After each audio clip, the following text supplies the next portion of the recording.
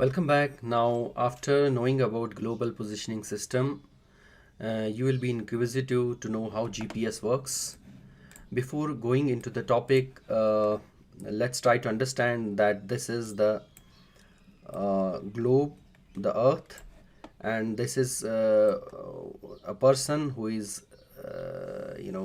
at this location holding a receiver, GPS receiver in his hand, trying to get connected with the satellites to get his location. Suppose this is one of the satellites, and this is the second satellite, and this is the third satellite, and you can see the sphere of influence of this satellite, and this is the sphere of influence of this satellite, and this is the sphere of influence of this satellite. Now, why I'm emphasizing on the sphere of influences, because on the basis of this we are going to see where the approximate location of the person holding the receiver in his hand would be. After he gets connected with one of the satellites, after receiving one measurement. Before that, we must know that the position reported by the receiver on the ground is calculated position based on range finding or the method of triangulation. And after receiving the one measurement, we know the receiver can be anywhere at the uniform distance from the satellite, and the distance is equal to R is equal to C into X.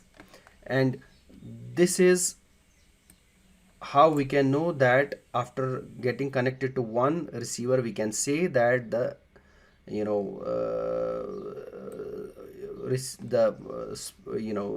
the person holding the receiver can be here anywhere on the globe of the Earth,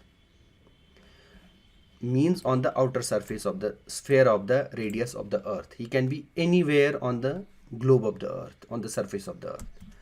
After receiving second and third measurement, now let's try to know after receiving the second measurement. See, this is the sphere of influence of one satellite, and this is the sphere of influence of second satellite, as we did understand in the first slide. And this is the ring that is formed by merging of two spheres of influence, and because the person holding the receiver is getting connected with two satellites, so two spheres of influence are now merging with each other and giving rise to a disc like thing. Now, what does this second measurement do? We come to know that the receiver must be anywhere on the line of the outer edge of the circle of intersection between the two spheres. So this is the intersection of the two spheres, this elliptical shape. And we, using the second measurement, after getting the second measurement, we can say the receiver must be anywhere on the edge of this elliptical shape, on anywhere on the edge of this. So this further reduces down our measurement to the one edge of the elliptical shape.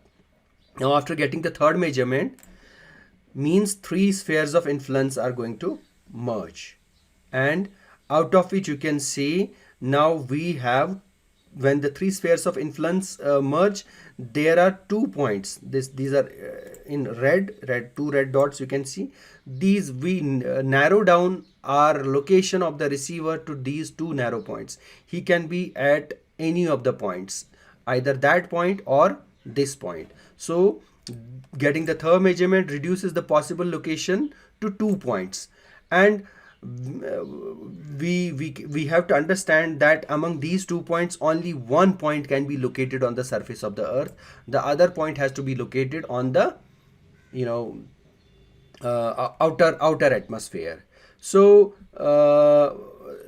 narrowing down our reasoning, we can safely say that the receiver is on the point that is located on the surface of the Earth and not on the outer surface. So this way, after getting the third measurement, we can exactly calculate the location of the receiver. Now, why the fourth satellite is required for positioning? Because The internal clock of the receiver, because the devices are cheap, are not very costly.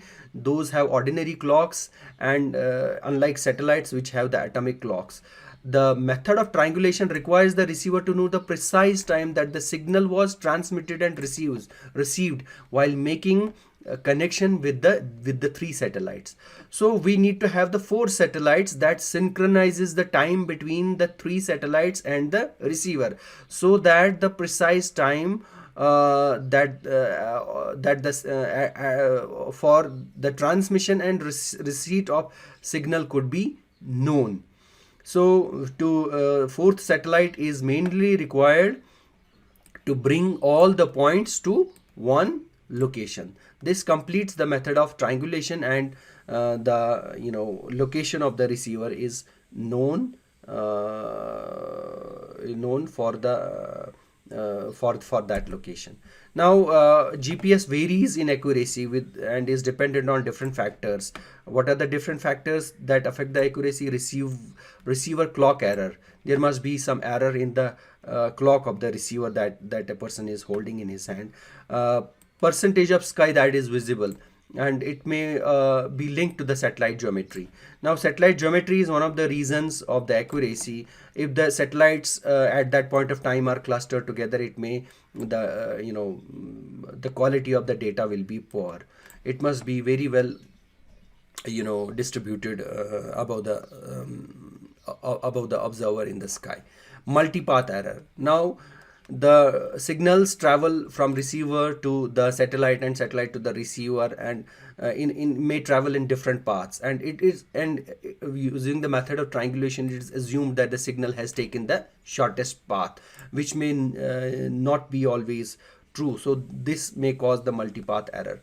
Now ellipsoid, GPS receivers are designed to function in WGS84 ellipsoid. That's assuming the shape of the Earth to be the ellipsoid with respect to WGS84 and datum. Any other datum displayed by the receiver. If the receiver is displaying any other datum, WGN World Geodetic System 84, it may have potentially introduced some error. Now ionospheric effects. There is ionosphere in the higher atmosphere, and the signals, those are charged, and those charged signals may cause the signal to be attenuated. Now another error may be introduced by troposphere, wherein water particles are in the upper atmosphere. These may affect the signals to a minor extent. So now we try to know about the segments of what are the segments of GPS. First segment, we know the space segment where the satellite is there, and this space segment consists of 21 space vehicles plus 3 are in surplus, taking it to 24, and they are placed at an orbit of 26,600 kilometers, and each orbit is inclined at 55 degree, and each satellite completes one rotation in 24 hours. So these are the characteristics of these satellites which have atomic clocks, and the period is 12 hours. Optical height is this given. Satellite constellation may vary from 21 plus 3 is equal to 24, and we also have, in addition to this, we have a control segment. There are 5 monitor stations around the world which continuously track all the satellites and feed the information to the master stations at Colorado, and these form the control segment. Then we have a user segment. User segment is nothing but the person who is holding the receiver and the receiver itself.